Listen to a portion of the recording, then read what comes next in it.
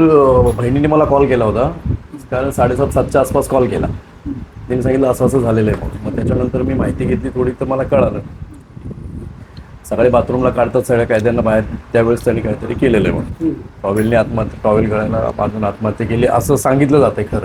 खरं काय अजून कळणार नाही जोपर्यंत मी तिथे जात नाही. आता मी निघतोय तोळजा जेललाच चाललोय. संशय आहे ना मला 100% संशय. पोलीस यंत्रणेने मारलंय त्याला जेलात.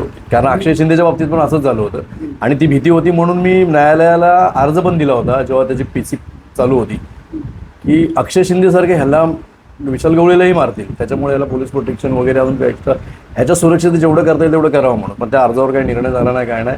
आणि आता जी भीती होती तीच झाली. या दरम्यान तुम्हाला तुम्ही याचा विशाल गवळीशी भेटला, काय सांगितलं? विशाल गवळीशी मी भेटलो होतो मागच्या 20-25 दिवसाआधी भेटलो होतो.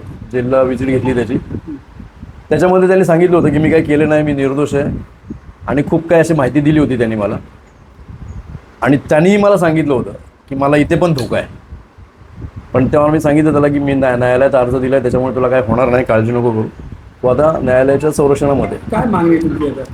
मागणी आहे सर माझी, आता मी तिथे गेल्यानंतर मी बघेन काय झालंय काय नाही एक्झॅक्ट, आणि त्याच्यानंतर मग जे ह्याला सर्वस्वी जबाबदार जेल अथॉरिटीच आहे.